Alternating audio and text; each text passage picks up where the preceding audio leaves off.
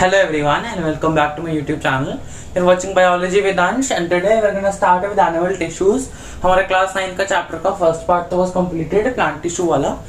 Now in this portion we're going to talk about animal tissues. All right.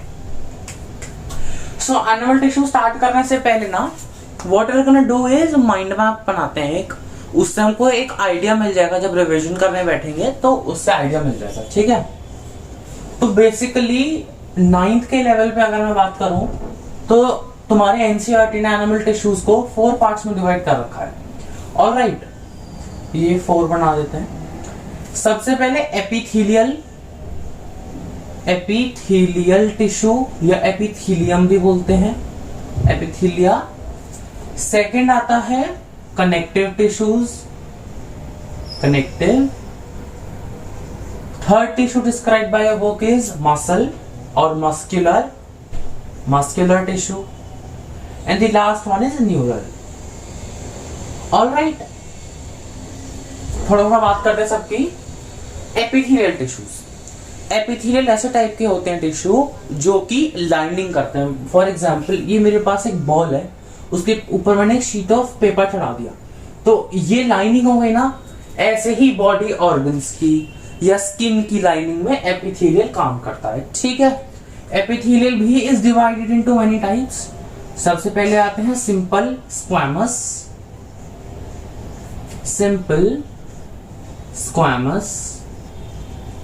Second आता है stratified.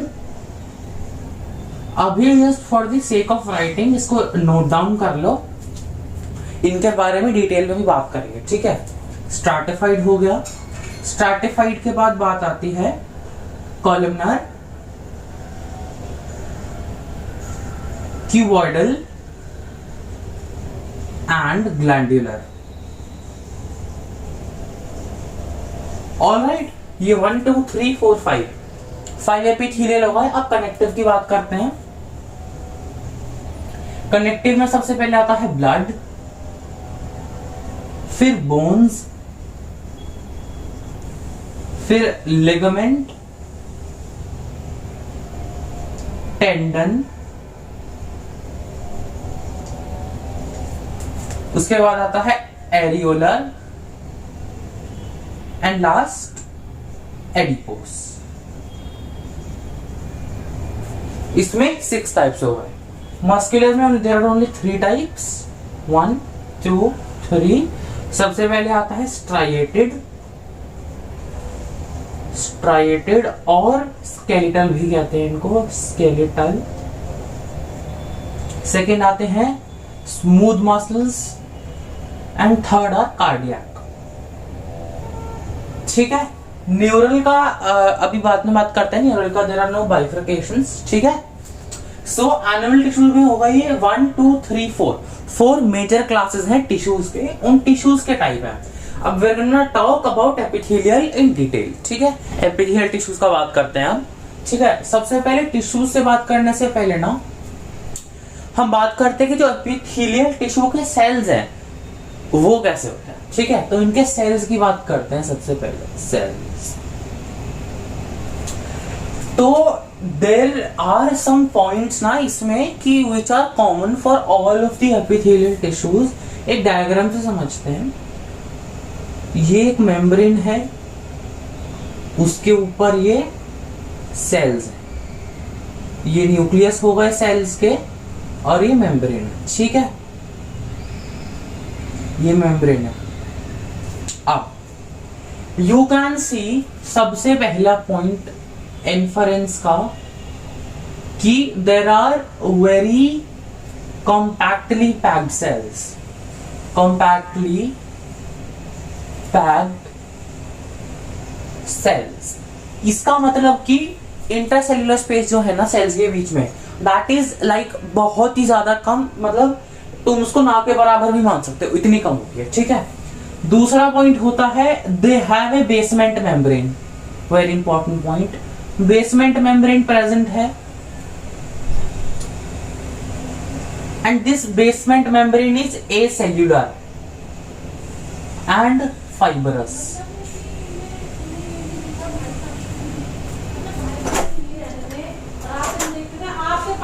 इसमें जो आ रहा है जब आप मतलब बोल रहे हो।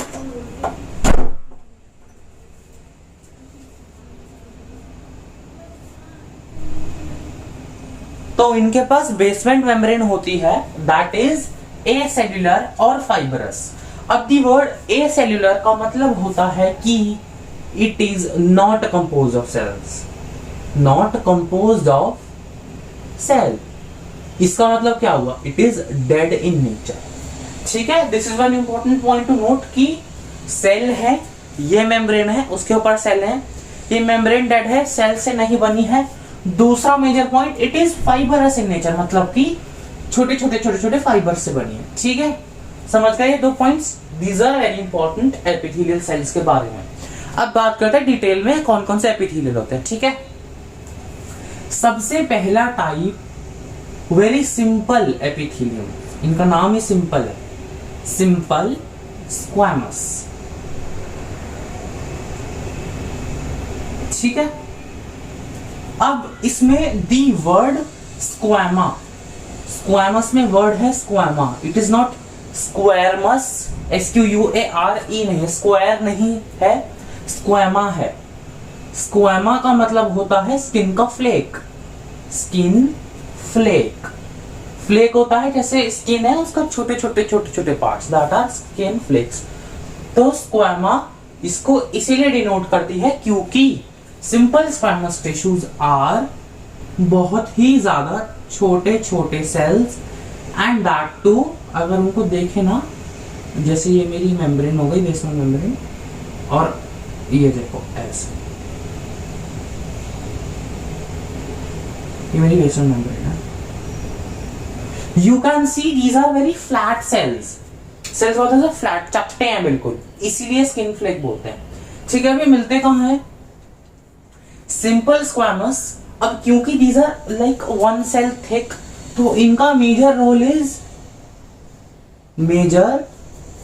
Majorly lining small visceral organs, visceral organs, visceral मतलब अंदर के, बॉडी के अंदर वाले ऑर्गन्स। ठीक है, for example walls of alveoli. ठीक है, अब से एल्वेलाई सबको पता है क्या होता है? एल्वेलाई लंग्स के अंदर ऐसे बैग लाइक स्ट्रक्चर्स होते हैं जिनसे गैसेस एक्सचेंज होता है। इधर ब्लड कैपिलरी है, इधर एल्वेलाई है। तो ये जो इधर सेल्स लाइन करते हैं ना, ये cells are nothing but epithelial cells. Also इधर भी जो ब्लड कैपिलरीज हैं, we all know capillaries, there are veins, there are arteries and there are capillaries. Capillary सबसे छोटे, बिल्कुल माइन्यूट, मतलब उनका वन सेल्ड मेम्ब्रेन होती है, इसका मतलब कि सिंगल सेल का मेम्ब्रेन बना हुआ है, इतनी पतली। समझ आ रहा मतलब? तो इधर से गया कार्बन डाइऑक्साइड एंड इधर से अंदर आया ऑक्सीजन, तो डिफ्यूजन हो रहा है ना? तो इनका major role is majorly present where diffusion and osmosis occur. ठीक है, अब क्यों होते हैं यहां प्रेजेंट? क्योंकि सिंगल सेल है, जितनी पतली मेम्ब्रेन होगी उतना इजीली होगा डिफ्यूजन और ऑस्मोसिस। सिंपल स्क्वैमस हो गया। अब बात करते हैं सेकेंड टाइप की, स्ट्रैटिफाइड। ठीक है, सिंपल स्क्वैमस का क्या था? सिंगल मेम्ब्रेन थी, सिंगल सेल था ऐसे, है ना, उसके ऊपर सेल, उसके ऊपर सेल, उसके ऊपर सेल, उसके ऊपर सेल। ये मेरा सिंपल स्क्वैमस हो गया। अब अगर मैं इस ही सिंपल स्क्वैमस को लेके स्टैक करता ही चला जाऊं, इसका मतलब मैंने इनटू बहुत ही सारे, फॉर एग्जांपल मैंने 50 लेयर ले ली, ये हो जाएगी मेरी बेसमेंट मेम्ब्रेन। थोड़ी मोटी करेंगे इसको, बेसमेंट मेम्ब्रेन को, इतने सारे सेल्स अकोमोडेट करना है इस वजह से, और सेल और सेल्स और सेल्स, इसके ऊपर और, इसके ऊपर और, मतलब कि तुम ये समझ लो इतने सारे सेल्स एक के ऊपर एक के ऊपर चढ़ते चले जाएंगे, तो अब क्या होगा? नीचे वाले सेल्स रप्चर हो जाएंगे। इस ही को कहते हैं stratified. Stratified are nothing but modified squamous, इनको लिख सकते हैं, मैंने एनसीईआरटी नहीं लिखा है but these are modified squamous epithelia.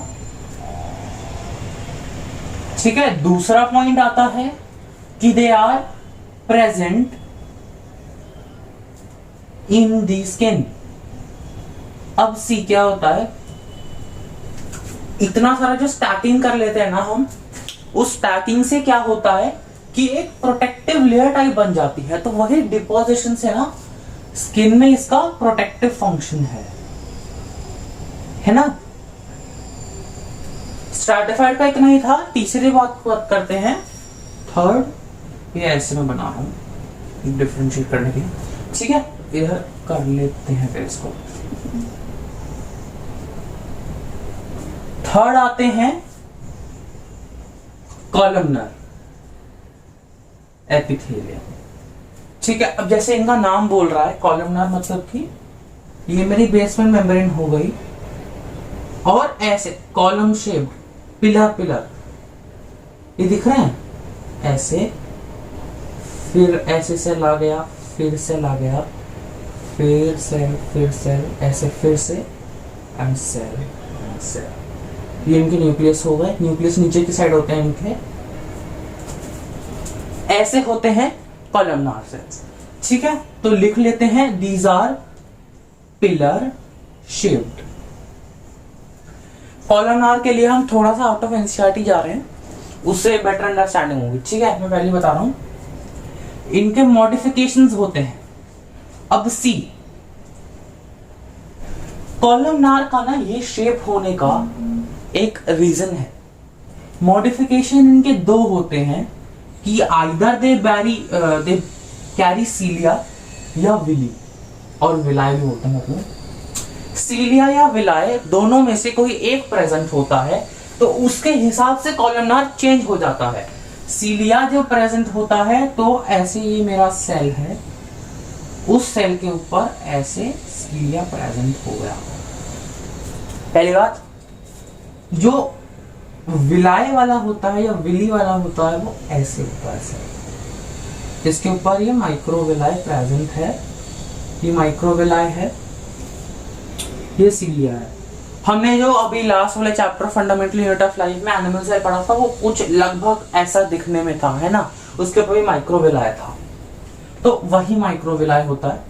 इनका काम क्या होता है? सीलिया का मेजर काम होता है movement of particles, movement of particles. अब लेट्स सी हाउ। ये मेरा टिश्यू है, ठीक है, ऊपर भी फॉर एग्जांपल, ये मैं अभी ढंग से नहीं बना रहा, ये भी मेरा टिश्यू है, सीलिया प्रेजेंट है, ऐसे बाल बाल बाल बाल, ऊपर से भी प्रेजेंट है। Now what would happen is, अगर ये सारे सेम तरफ में मूव करेंगे, इनका ना ब्रश की तरह मूवमेंट होता है, मेरे पास कोई ब्रश है, उसको मैं ऐसे कर रहा हूं तो मूवमेंट आगे की तरफ होगा, है ना। ये अगर ऐसे मूव करेंगे तो जो इधर सामान होगा वो इधर चला जाएगा। तो सीलिएटेड वाले का काम मेजर होता है movement of particles, and they are present in bronchi and even bronchioles of lungs. Lungs के जो ऐसे ट्यूब होती है ना, ये ट्यूब, फिर उसके अंदर से और जो ट्यूब निकलती है, इनके अंदर प्रेजेंट होता है ये सीलिएटेड कॉलमनार एपिथेलियम। ठीक है, इनको लाइन करता है वो। विलाय वाले की बात करते हैं। अब वी नो स्मॉल इंटेस्टाइन का क्या काम होता है? स्मॉल इंटेस्टाइन में अब्जॉर्प्शन ऑफ फूड होता है। इसका मतलब कि खाना बना, ये मेरी स्मॉल इंटेस्टाइन है, खाना बना मेरे पास, अब वो सेल्स में जाना है, तो उसके लिए क्या होगा कि ऐसे ये सरफेस एरिया बढ़ाने के लिए ऐसे चीजें प्रेजेंट होती है ना। तो इनसे क्या होता है कि सरफेस एरिया बढ़ जाता है अब्जॉर्प्शन के लिए। इसका मतलब देखो, जितना एरिया एक सेल का कांटेक्ट में आएगा ना मेम्ब्रेन से, उतना ज्यादा अब्जॉर्प्शन होगा। यही काम होता है जो एल्वेला भी मैंने बनाया था ना, एल्वेला का भी वही काम होता है। उनका रेस्पिरेशन में काम हो गया व्हाट, और इसमें अब्जॉर्प्शन, ऑल्दो प्रिंसिपल सेम है। ठीक है, अब जितने विलाय होंगे उतना ज्यादा सरफेस मिलेगा ऑब्जॉर्प्शन के लिए, और इससे कनेक्टेड होती है कैपिलरीज। फिर वो सारी कैपिलरीज एक साथ मिल जाती हैं और मेजर ब्लड वेसल्स बन जाते हैं। समझ आया? तो इन विलाय वाले कॉलमनार टिश्यू का ये काम है कि वो स्मॉल इंटेस्टाइन में अब्जॉर्प्शन का काम करती हैं, स्मॉल इंटेस्टाइन। ठीक है, कॉलमनार का ये हो गया। अब बात करते हैं क्यूबॉइडल वाले का। तो क्यूबॉइडल एपिथेलियम एज इनका नेम सजेस्ट्स, इनमें क्या होता है ना, ऑल्दो इनका नेम तो क्यूबॉइडल है बट इनके सेल्स क्यूबॉइडल नहीं होते। इनके सेल्स क्यूब शेप होते हैं बट जो एंटायर इसका रिजेम्बलेंस है वो क्यूबॉइड लगता है, क्योंकि इतने सारे क्यूब्स एक साथ जब प्रेजेंट होते हैं तो वो दिखने में क्यूबॉइड की तरह लगते हैं, ऐसे होते हैं। ठीक है, क्यूबॉइडल, एक के पीछे एक ऐसे। ये हो गया मेरा क्यूबॉइडल एपिथेलियम। उसका बेस पर मेम्ब्रेन और ये सेल्स। क्यूबॉइडल एपिथेलियम का मेजर काम इज मैकेनिकल स्ट्रेंथ प्रोवाइड करना। मैकेनिकल स्ट्रेंथ, इसका मतलब कि उसकी शेप मेंटेन करके रखना, जहां भी ये प्रेजेंट है वहां शेप मेंटेन करके रखते हैं। Now these are present in, कहां प्रेजेंट है? Salivary ducts. सलाइवरी जो ग्लैंड होता है, फॉर एग्जांपल ये मेरा सलाइवरी ग्लैंड है ना, उसमें से डक्ट्स निकलती हैं, वो डक्ट कैरी करती है सलाइवा को माउथ तक। तो इन डक्ट्स की जो लाइनिंग करता है, ये डक्ट हो गई, तो इसकी जो लाइनिंग कर रहा है ना वो क्यूबॉइडल एपिथेलियम है। ठीक है, सलाइवरी डक्ट्स के साथ साथ एक और जगह प्रेजेंट होते हैं ये क्यूबॉइडल वाले, रीनल ट्यूब्यूल्स। रीनल ट्यूब्यूल्स, ना दोनों ही नए वर्ड है तुम्हारे लिए। रीनल का मतलब होता है किडनी से एसोसिएटेड। सी बायो में क्या क्या होता है कि देयर आर सर्टेन वर्ड्स जो ना एक दूसरे को रिजेम्बलेंस देते हैं। तो रीनल वर्ड जहां भी यूज होता है ना वहां किडनी की बात हो रही होती है, और ट्यूब्यूल्स जहां यूज हो रहा होता है उसका मतलब होता है smaller tubes. Smaller tubes, tubules ऐसा हो सकता है कि जैसे फॉर एग्जांपल ये मेरी एक मेन ट्यूब जा रही है, उसमें से एक छोटी ट्यूब निकल रही है, तो वो उस ट्यूब की ट्यूब्यूल हो गई। किडनी में ऐसे बहुत ही सारे ट्यूब्यूल्स प्रेजेंट होते हैं, तो उनकी जो लाइनिंग करता है वो क्यूबॉइडल एपिथेलियम करता है। ठीक है, पांचवें और लास्ट एपिथेलियम की बात करते हैं, ग्लैंड्यूलर। ग्लैंड्यूलर एनसीईआरटी ने ढंग से नहीं समझा रखा है इसको, मैं समझाता हूं। सी क्या होता है, इसी क्यूबॉइडल वाले को ले लेते हैं। फॉर एग्जांपल ये मेरा टिश्यू था, ये मेरा टिश्यू था, ऐसे कितने सारे सेल्स हो गए, सेल्स ही सेल्स हैं ये,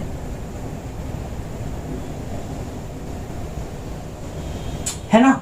अब ये कहां होता है ना, जहां पे टिश्यू में cell number is very high, तो उनमें क्या होता है, जनरली बात करो, यूनिसेल्युलर ग्लैंड्स भी बनते हैं, तो हमारे एनसीईआरटी ने मेंशन नहीं करे हैं, यूनिसेल्युलर भी बनते हैं, बट अभी मल्टी सेल्युलर की बात हो रही है क्योंकि एनसीईआरटी ने सिर्फ मल्टी सेल्युलर की बात करी है।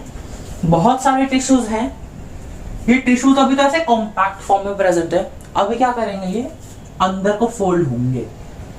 इसका मतलब कि टिश्यू ऐसे ना प्रेजेंट होके एक डेफिनेट शेप ले लेंगे और उसको गार्ड करेंगे ऐसे, समझ आया? ये ऊपर उन्होंने लिड बना दिया और इधर से निकाल दिया अपनी एक ट्यूब्यूल, और उस ट्यूब्यूल को भी अपने ही सेल से गार्ड करवा दिया। समझ आया? ऐसे बनते हैं ग्लैंडुलर एपिथेलियम। अब glandular epitheliums are actually modification of cuboidal and columnar epithelium. columnar epithelium, तो जो क्यूबॉइडल है और जो कॉलमनार है वही अंदर को फोल्ड होके एक ग्लैंडुलर एपिथेलियम बना लेते हैं, ग्लैंडुलर एपिथेलिया। अब ये जो ग्लैंडुलर है ना, ये यूनिसेल्युलर और मल्टी सेल्युलर दोनों हो सकता है। I felt like mentioning this, NCERT ने नहीं मेंशन किया इसलिए it was worth mentioning। ठीक है, एपिथेलियम इधर खत्म हो गया। अब बात करेंगे कनेक्टिव टिश्यूज का। ठीक है, कनेक्टिव टिश्यू स्टार्ट करने से पहले ये तुम देख रहे होगे मैंने कनेक्टिव टिश्यू में कनेक्टिव वर्ड को हाईलाइट कर रखा है, एनसर्कल कर रखा है। अब इसका मीनिंग ये हुआ कनेक्टिव जो टिश्यूज है ना, they support and connect different tissues, इसीलिए ही इनका नाम कनेक्टिव टिश्यूज है।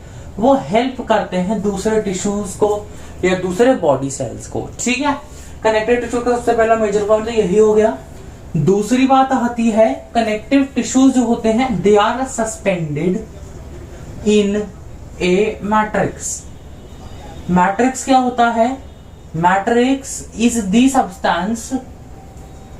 Substance in which cells are present.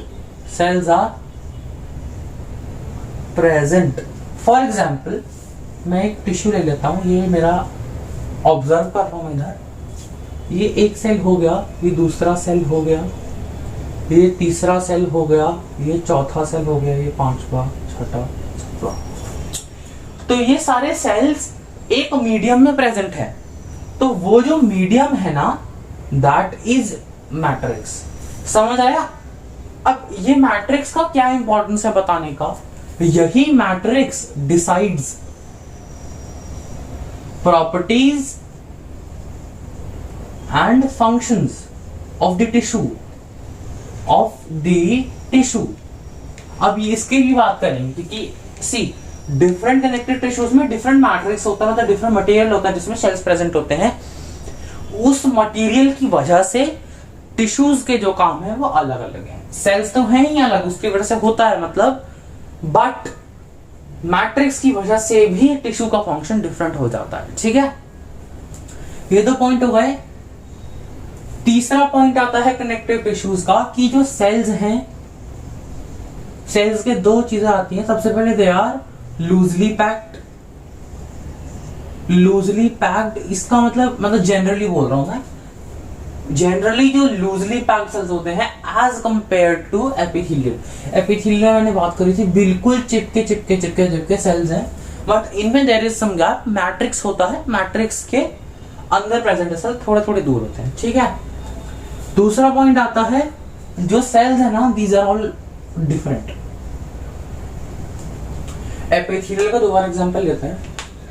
Epithelial tissue है ये मेरा, उसमें 4 सेल ले लिए मैंने, चारों सेम टाइप के होते हैं।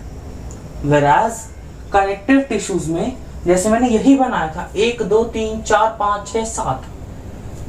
जनरली फॉर एग्जांपल मैं लेता हूँ, ये 3 सेल सेम है, चौथा अलग, पांचवा अलग, छठा अलग, सातवां अलग, या फिर ये दोनों सेम है, ये सारे अलग हैं। तो इसका मतलब कि ना connective tissues are like xylem और फ्लोएम की बात करी थी ना, कॉम्प्लेक्स परमानेंट टिश्यूज में, प्लांट में।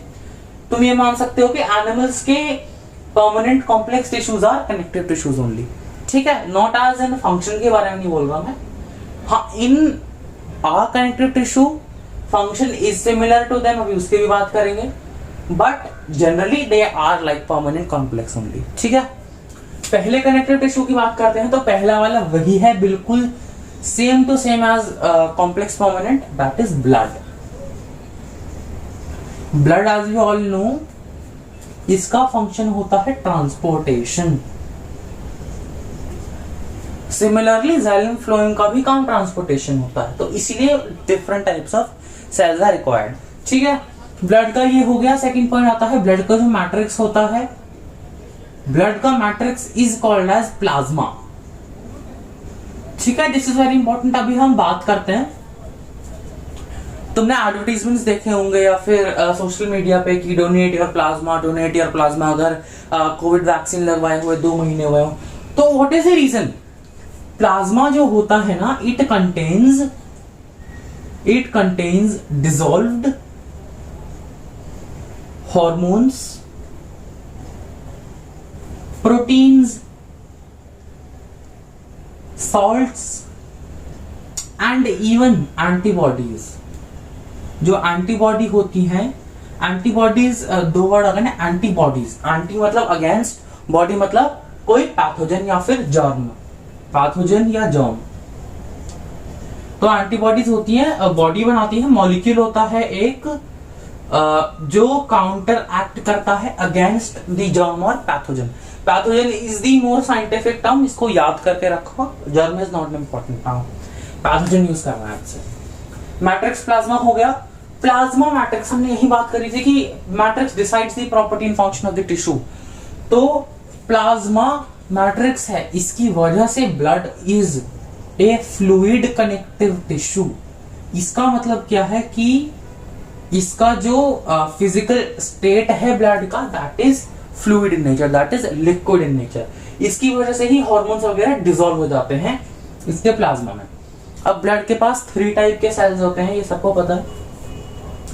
3 सेल्स होते हैं, 1 2 3, RBC, WBC and platelets. Red blood cells या red blood corpuscles, blood cells और कॉर्पसेल्स ये वाइट, और प्लेटलेट्स का काम होता है क्लॉटिंग में।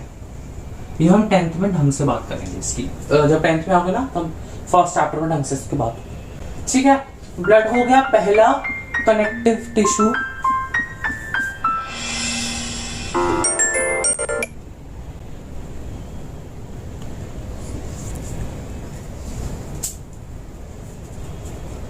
ठीक है, ये हुई ब्लड की बात।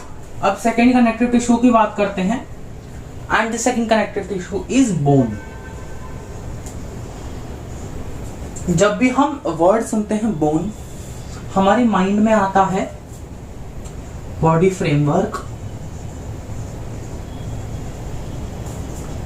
है ना, hard nature, non flexible. Bone का क्या काम होता है? बॉडी को एक परफेक्ट फ्रेमवर्क या फिर डिफाइंड शेप देना। हार्ड नेचर होता है, of course bone needs to be hard. Non flexible, of course अगर फ्लेक्सिबल होगी तो हम कैसे डेफिनेट शेप में रहेंगे। ठीक है, बोन का फर्स्ट पॉइंट ये हो गया। सेकेंड पॉइंट आता है मैट्रिक्स। बोन का जो मैट्रिक्स होता है that is made up of calcium and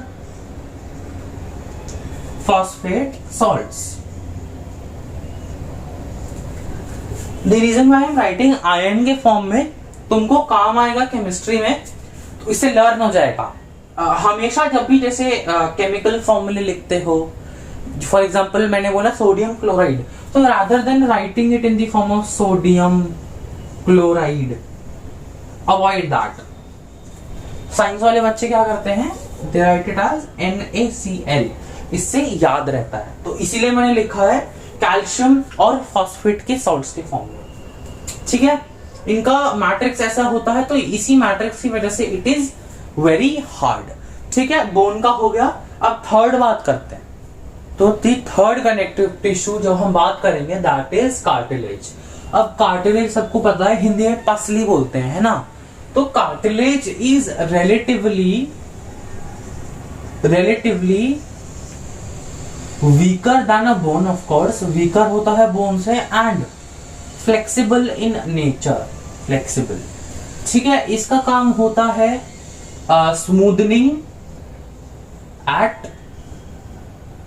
smoothening जो बोन के टिप्स होते हैं, बोन के जो सरफेसेस होते हैं एट जॉइंट्स। अब सी क्या होता है ना, ये एक बोन है, ये दूसरी बोन है, इधर कार्टिलेज अटैच होता है, तो उस सरफेस को ना स्मूथ करने का काम कार्टिलेज का होता है। ठीक है, कार्टिलेज का जो मैट्रिक्स होता है, इनका matrix is composed of proteins and sugar. अब ये शुगर का मतलब चीनी नहीं है, इस शुगर का मतलब है कार्बोहाइड्रेट्स। कार्बोहाइड्रेट्स हमेशा जब भी बायो में शुगर आए तो उसका मतलब हमेशा टेबल शुगर की बात नहीं होती, जो चीनी खाते हैं उसकी बात नहीं होती है, कार्बोहाइड्रेट्स की बात होती है। ठीक है, कार्टिलेज हो गया। फोर्थ और फिफ्थ है ना, उसको हम डिफरेंस फॉर्म में करेंगे, लिगामेंट एंड टेंडन।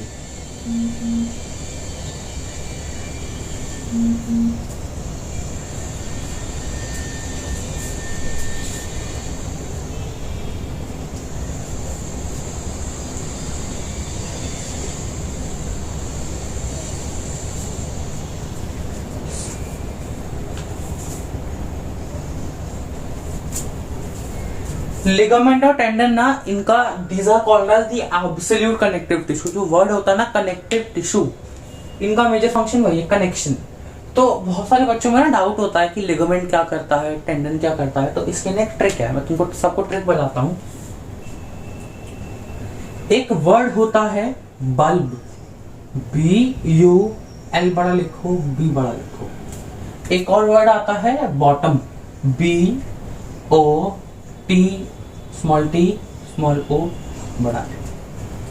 अब the reason why I have highlighted ये लेटर्स ना, BLB BTM, तो B for bone, L for ligament and B for bone again. इसका मतलब लिगामेंट का क्या काम होता है, कनेक्शन बिटवीन टू बोन्स। हो गई easy. Second tendon, B for bone, T for tendon, M for muscle. इसका मतलब कि connection between a bone and a muscle. Easy था राइट। इसमें बहुत ज्यादा कंफ्यूजन रहता है, इवन मेरे को भी पहले रहता था, बट इस ट्रिक से ना याद रहता है। ठीक है, बिसाइड इनके कनेक्शन का अगर बात करते हैं, लिगामेंट्स में there is very little matrix. Matrix होता है वो बहुत ज्यादा कम होता है। टेंडन होते हैं फाइबरस, इनमें बहुत सारे फाइबर्स प्रेजेंट होते हैं। ठीक है, थर्ड पॉइंट आता है कि these are great in strength and flexibility. Flexibility इसका मतलब कि ये स्ट्रॉन्ग भी है और फ्लेक्सिबल भी है। Whereas जो टेंडन्स होते हैं they are undoubtedly great in strength but not flexible. मतलब समझ आया? टेंडन भले ही स्ट्रेंथ में ज्यादा है, लिगामेंट भी स्ट्रेंथफुल है, बट ये फ्लेक्सिबल है, ये फ्लेक्सिबल नहीं है।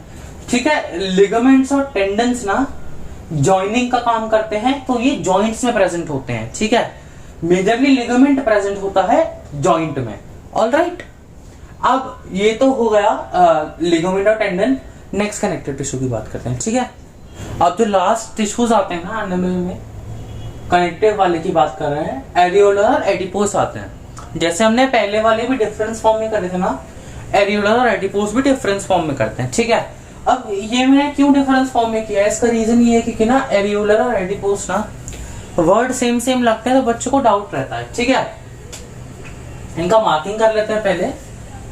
This is a fibroblast, fibroblast ये हो गया कोलाजन फाइबर, कोलाजन फाइबर्स, इसको कहते हैं मास्ट सेल, ये है प्लाज्मा सेल, ये है मेरा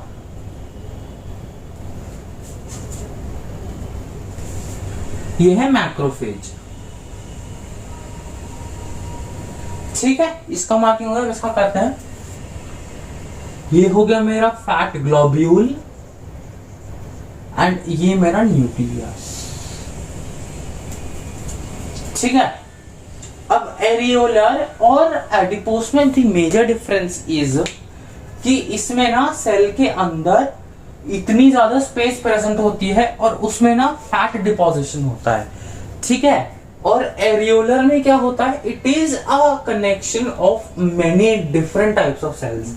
ठीक है, तो एरियोलर को याद करने की ये ट्रिक है कि फैट है, सी इसमें फैट है, तो this tissue is very dense है ना, इसके अंदर बहुत डेंस है।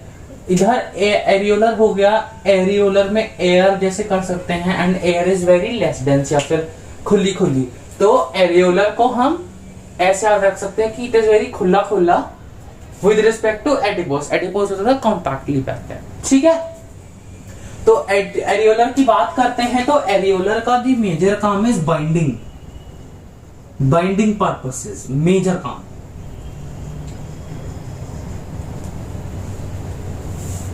इनका बाइंडिंग का काम है in internal organs, internal organs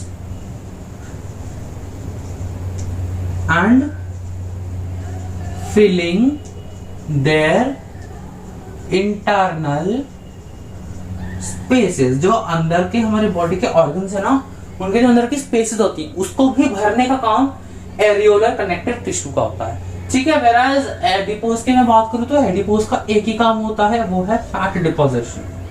fat deposition, इनके अंदर फैट स्टोर होके रहता है, डिपोजिशन या स्टोरेज, ठीक है।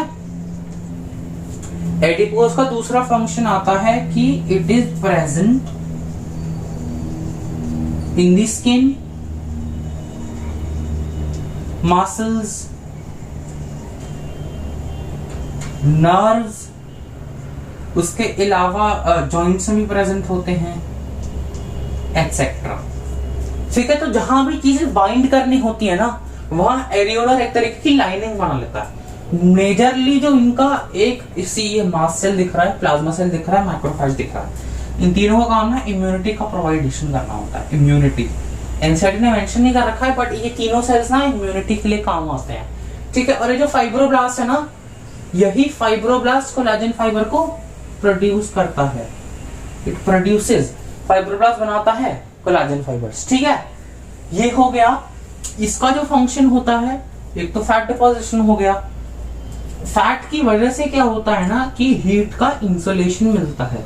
इसका मतलब जो बॉडी हीट होती है वो एस्केप नहीं करती, इस वजह से ठंड कम लगती है, ठीक है। थर्ड पॉइंट आता है कहां प्रेजेंट होता है, बिलो द स्किन, स्किन के नीचे, and some organs.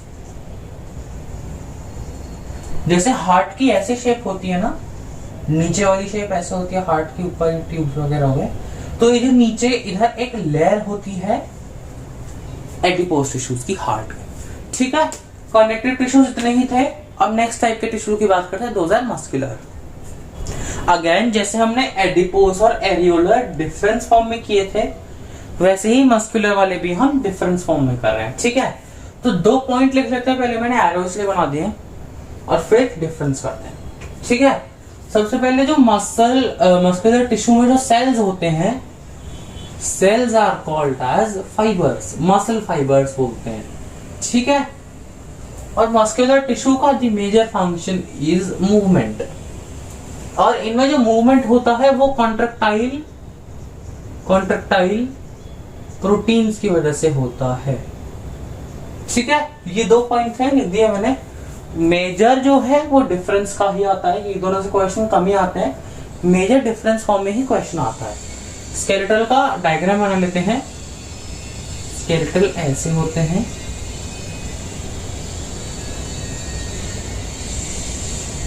Rod shape,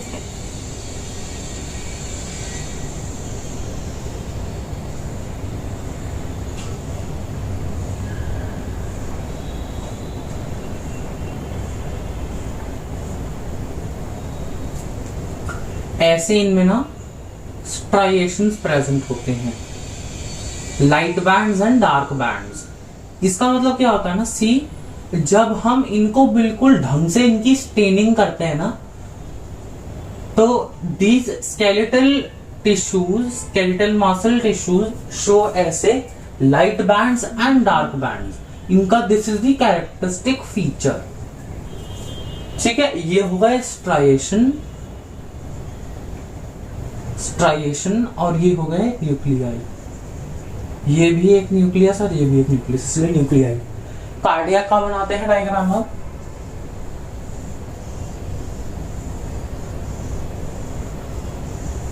ये हो गया कार्डियक, ऐसे ऐसे ऐसे ऐसे, एंड ये न्यूक्लियस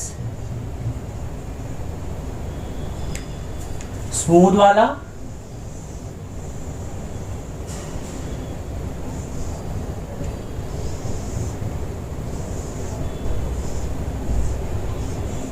स्मूथ वाले ऐसे हुए।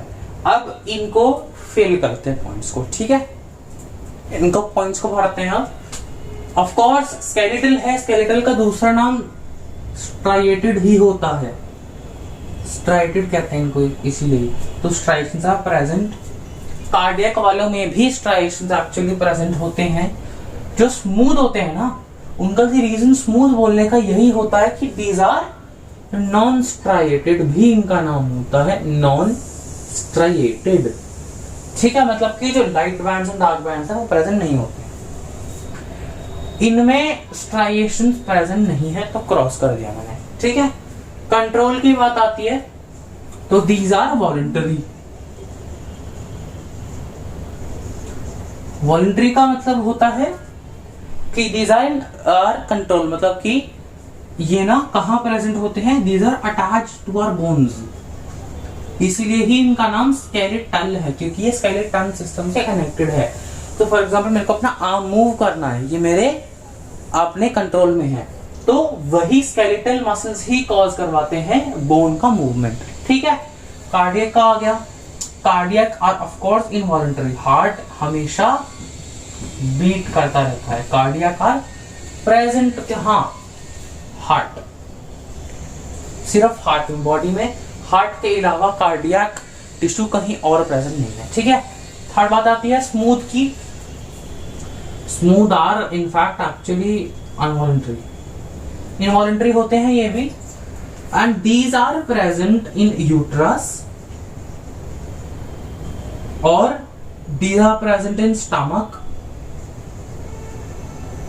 इवन इसोफेगस में। जो पेरिस्टालसिस होता है स्मॉल इंटेस्टाइन में और इसोफ, मतलब पूरे अगर डाइजेस्टिव ट्रैक्ट में बात करो, एलिमेंट्री कैनाल में एक मूवमेंट होता है, तो वो स्मूथ मसल्स ही कराते हैं, ठीक है। ब्रांचिंग की बात आती है तो डायग्राम से पता चल रहा है there is no branching present. इनमें ब्रांचिंग दिख रही है, ब्रांचिंग प्रेजेंट है, इनमें भी ब्रांचिंग नहीं होती। Nucleus, these are multinucleated, multinucleated, ये यूनिन्यूक्लिएटेड है और ये भी यूनिन्यूक्लिएटेड है। तो सी, हमने ऐसे 5 पॉइंट में ही पूरा मसल का कंप्लीट कर लिया, मसल भी कंप्लीट। अब द लास्ट टॉपिक जो पूरे चैप्टर का बचता है ना, दोज आर न्यूरल टिश्यू, उनकी बात करते हैं। अब न्यूरल टिश्यू की मैं बात करूं ना, तो as per the NCERT we do not really need to talk about the tissue as in, मतलब जनरली, बट हाँ हमको न्यूरॉन का बात करना है। न्यूरॉन इज नर्व सेल, तो जिन टाइप के सेल से नर्वस टिश्यू बनता है या न्यूरल टिश्यू बनता है वही न्यूरॉन है। न्यूरॉन के साथ एक और सेल्स होते हैं बट अभी उनकी बात नहीं करते। न्यूरल टिश्यू हो गया, these are made up of neurons only, of course neurons या फिर नर्व सेल। हमने पिछले वाले चैप्टर में बात करी थी, nerve cell is 1 metre long, 1 metre का होता है।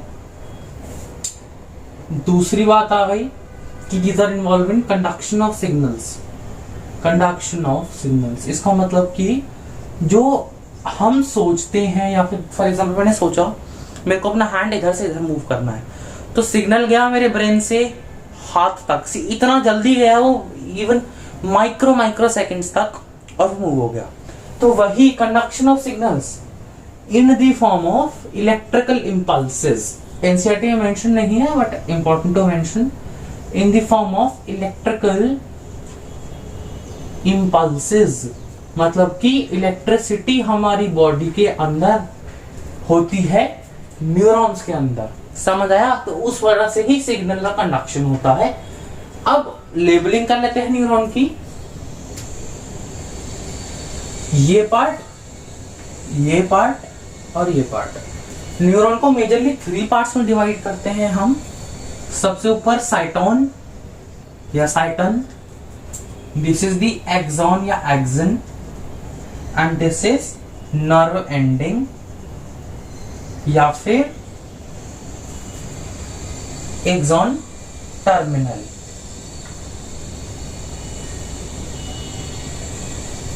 न्यूरॉन का ना डायग्राम इंपॉर्टेंट है, सीधा सीधा क्वेश्चन आ जाता है। ये हो गया साइटोन का nucleus, cyton is actually cell body. Cyton का दूसरा नाम होता है सेल बॉडी एंड इसका मेजर फंक्शन है to receive signal. Signals receive करने का काम साइटोन का होता है, ठीक है। अब साइटोन में भी किसका काम होता है, दीज डेंड्राइट्स, ये जो धागे जैसे हैं ना, इनको डेंड्राइट्स बोलते हैं। इन डेंड्राइट्स में ना रिसेप्टर्स प्रेजेंट होते हैं। रिसेप्टर्स क्या होते हैं कि जैसे ये मेरा वो है, ये रिसेप्टर प्रेजेंट होगा, इससे चीज बाइंड करेगा, उसकी वजह से ही इलेक्ट्रिसिटी फ्लो होगी।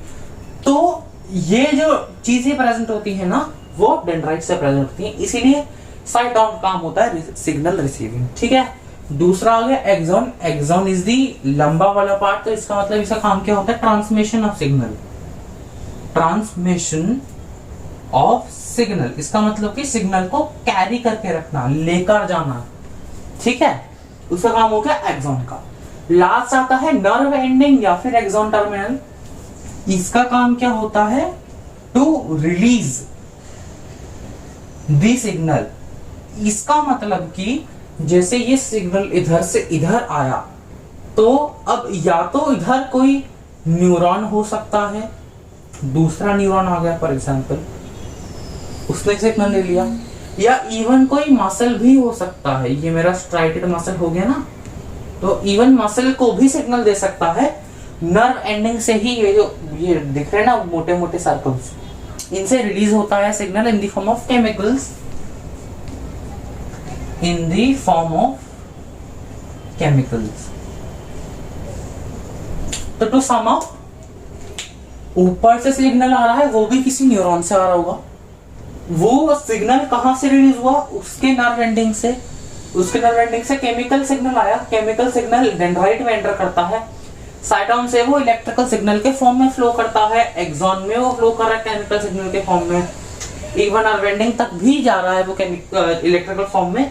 फिर जब इससे रिलीज हो रहा है ना नर्व एंडिंग से, तब वो फिर से केमिकल फॉर्म ले लेगा और दूसरे न्यूरॉन में जाके वो फिर से इलेक्ट्रिकल हो जाएगा, ठीक है। दिस वाज इट न्यूरल का, और क्या कहते हैं, हमारा टिश्यू वाला chapter is also completed biology में 9th का। So thank you all for watching. If you like the video, do leave a like and comment and of course subscribe to my channel. Thank you for watching.